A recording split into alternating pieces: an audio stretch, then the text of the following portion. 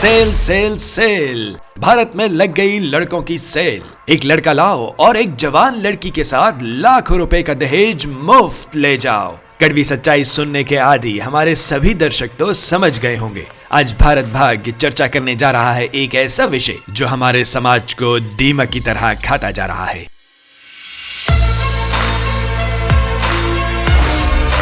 ठीक पहचाना, हमारा इशारा है दहेज की ओर। विवाह तो समाज को एकजुट रखने की एक प्रक्रिया है। यह ऐसा बंधन है जो एक पुरुष और एक महिला को पवित्र रिश्ते में बांधता है। ये जुड़ाव प्रजनन की एक प्रक्रिया है, लेकिन भारत में इसे एक व्यापार बना दिया गया है। दहेज प्रथा के कारण शादी या विवाह बनता जा रहा है हिंदुस्तानी स्त्रियों और इनसे जुड़े परिवारों के लिए एक खौफनाक सपना।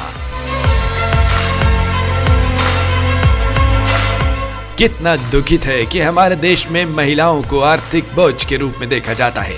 सरकारी आंकड़ों से पता पड़ता है कि 2017 और 2021 के दरमियान भारत में दहेज न देने के कारण 35,493 मौतें हुई। हमारे देश में प्रतिदिन लगभग 20 मौतें दहेज की समस्या से जुड़ी हैं। हमारे भारत देश महान में जहां बहू बेटी का सम्मान और मान मर्यादा समाज का और धर्म का एक महत्वपूर्ण हिस्सा है, वहां दहेज के कारण हिंसा से जुड़े आंकड़ों में कई बेटियों ने आत्महत्या की तो कई बहुओं को शारीरिक हिंसा का शिकार होना पड़ा और कुछ को तो जान से ही मार दिया गया।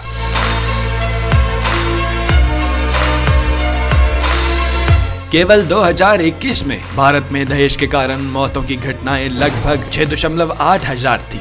भारत में प्रति विवाह में औसतन 32,000 रुपए का दहेज दिया जाता है और भारत में प्रतिदिन 30,000 विवाह किए जाते हैं। इस गणना के अनुसार दहेज के रूप में शादियों पर प्रतिदिन 96 करोड़ रुपए खर्च किए जाते हैं, जो प्रति माह अरबों रुपया बनता है। ये आंकड़े प्रतिवर्ष चिंताजनक रफ्तार से बढ़ते जा रहे हैं। इस अपराध के लिए डाउरी प्रोहिबिशन एक्ट 1961 है।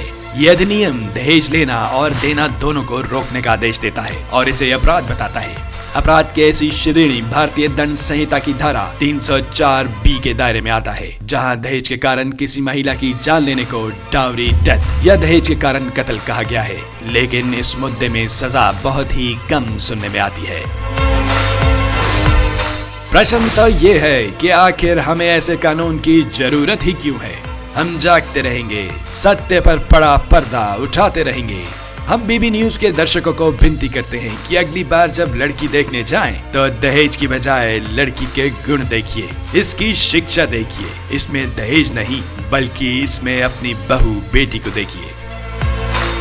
समाज में परिवर्तन लाने का संकल्प लिए। यह है भारत भाग्य। बने रहिए।